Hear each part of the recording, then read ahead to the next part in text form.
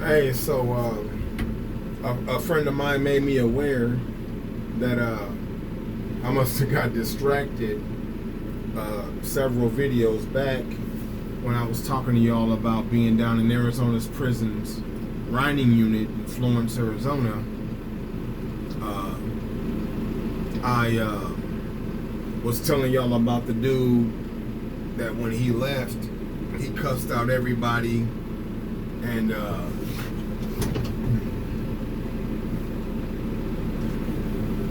he cussed out everybody and whatever. And so I told y'all how he went across town. He went across town and he robbed a gas station. And then I told y'all how he went to the other side of town with that money to go cop some dope. I guess he finna get back on in his mind or whatever. But I told y'all how he got caught. Cause he went to a house. The house he was going to go cop dope from was currently under a sting operation.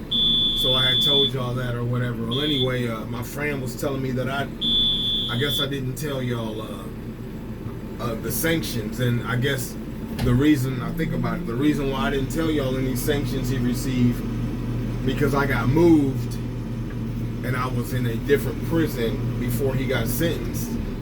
So all I can remember is that he was facing this. As far as I can remember, in Arizona, if you're on parole and you violate parole with a gun, just in possession of it, you're facing 25 to life.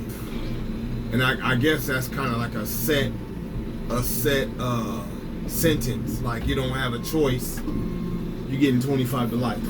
So 25 to life, plus he did the robbery, plus he had the gun, plus he was trying to go cop some dope, plus he was on parole, you know. So all those things tallied up together, that amounts to quite a bit. They probably named a prison after him, especially because of the fact that he left there very, very arrogant and mouthy, saying all this stuff. Listen, it's time for me to go home. I ain't got nothing to say but bye.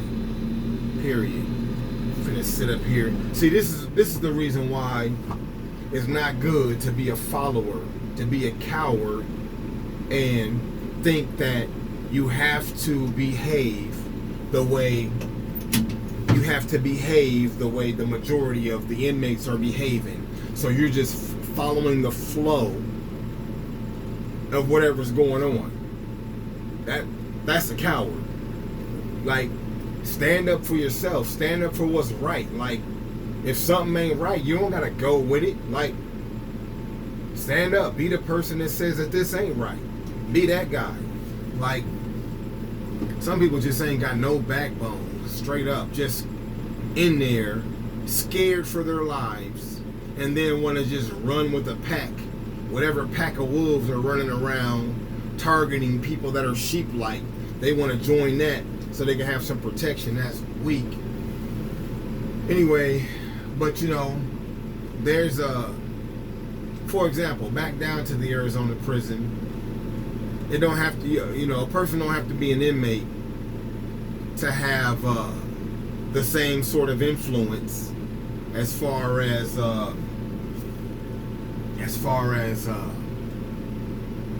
criminal activity.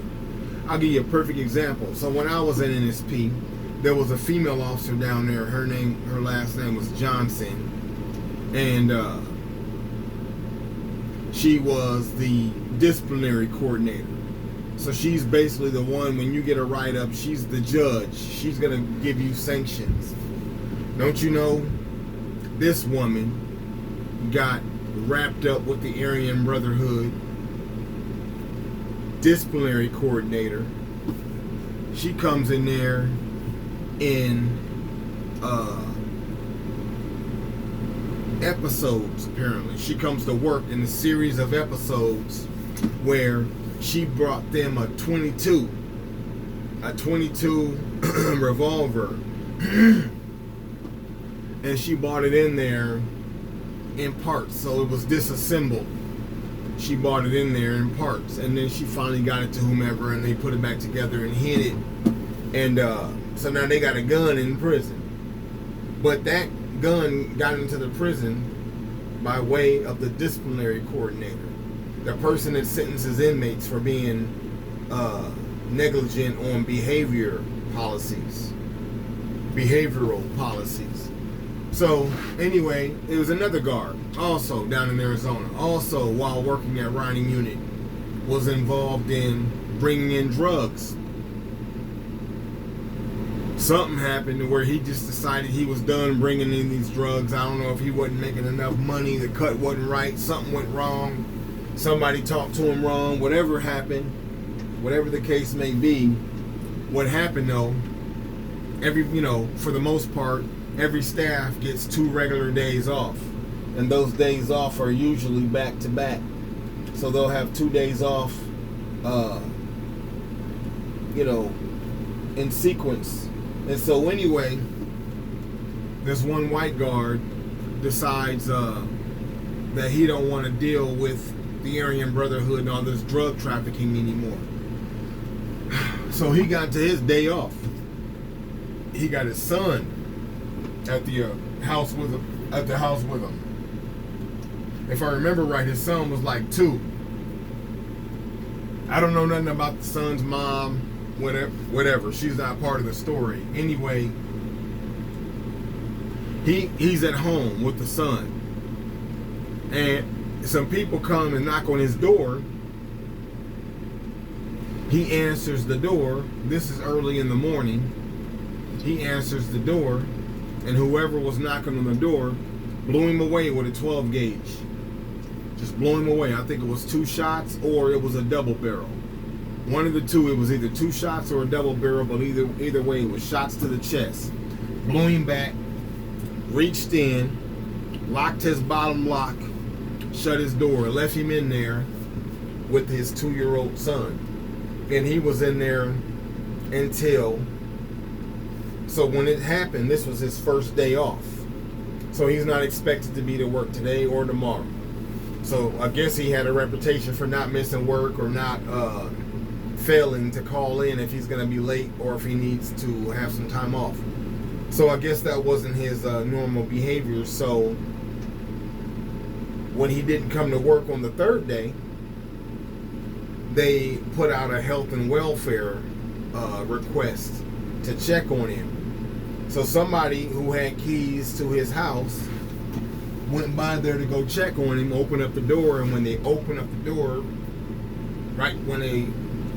door, he's right there on the floor, dead. Rigor mortis fully set in, and his son was sitting right next to him, also fully bloody, just sitting there with him, like partially laying on his chest. He's all red. The son is all red. He's been near or up against his dad for 3 days, for the better part of 3 days, or even just a little bit more than 2 days. He's been with his dad. But I'm just trying to point out the fact that getting into the wrong crowd because you think you want some protection, you better just grow some courage and quit trying to look for other people to be your backbone. There was another story similar to that story in Florence, Arizona. And I kind of think that this was at CB6, Cell Block 6, if I remember right. And this deals with Mexicans. And this was in the New Mexican Mafia. So, likewise, another guy, he's about to get out of prison. He's about to complete his time and go home. And he decides he wants to go home. Like I told y'all another story about a white guy. Same situation. The white guy got stabbed through his body with one of those rods that builds a screen to go on your screen door. One of those aluminum rods, he got stabbed and killed. Stabbed straight through his whole torso. Anyway, this Mexican dude decides that when he gets out, he's going to just be a family man. His wife wants him to come home and not be involved in any more criminal activity, just be for sure home with us. So he's like, okay, I'm on board. Anyway, he has like a day or two to go home. And so the New Mexican Mafia people, whoever are some of their leaders on that yard, were making plans for him to be able to continue to bring in, to send in drugs, to make sure that whatever methods they're using to get drugs in, he's going to make sure to have the drugs there at that location so that they can be bought in. Well, he decides he don't want that job now. Now he want to just go home and be a family man. So they told him, okay, yeah, that's great. Whatever. This dude played handball a lot. So some of his homeboys go back there under order from their people that's over them. When you get in a clique, you got people in charge of you. Never mind that you're adult or you're an adult. You got people telling you what to do. Anyway, they go back and play handball with him. And when they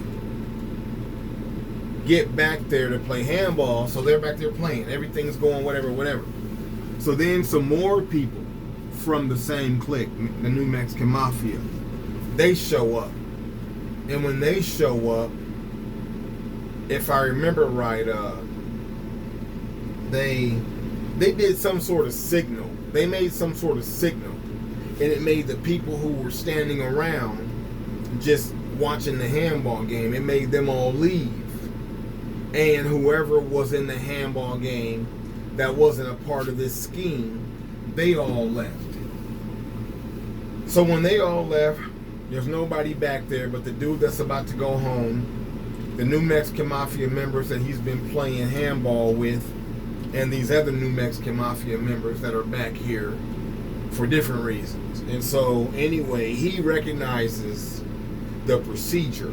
He knows what's about to go down. And he also knows that he's the sacrificial, I don't want to call him the sacrificial lamb, but he is the sacrifice. I'll just call him that. They about to get with his program. So when he tries to call it off, these are people that he's ran with for years. All of them. The people that are in the handball game and the people that came to be the executioners. These are people he has ran with for years. They have stories. They have memories together. They came. And they start closing in on him. And he tries to stop him, whatever. He knows he ain't going to be able to stop him. So they start stabbing him up. Stab him up. Of course, the body can't take too much of that. So he collapses and falls to the ground. One of the dudes gets on him when he fell to the ground. I don't remember how he fell. But one of the dudes gets on him and flips him over so that he's face down. And then he stabs him a couple more times. But then he grabs him by the hair. Lifts his head back. Like lifts his head up, I should say. He's already dead. If he ain't, he's gurgling for his life. Lifts his head up and then takes the shank that he has in his hand and shoves it in the back of his neck. This soft part right here, the cerebellum. Shoves it into his brain, leaves him laying there. That's just how it goes when you want to join these cliques. You know, you think some of these gang members won't do some of the same stuff. You don't recall some of the stories that's out here where gang members that you're a part of this gang, and some of these same members that are a part of this gang will come and rob you and or kill you, and you part of this gang. How long is it going to take for y'all to realize that being in that lifestyle is not leading anywhere but negative? Why do y'all still want to just go get involved in that lifestyle? Like you have something to prove. Prove something to your kids. Prove something to your children and your family.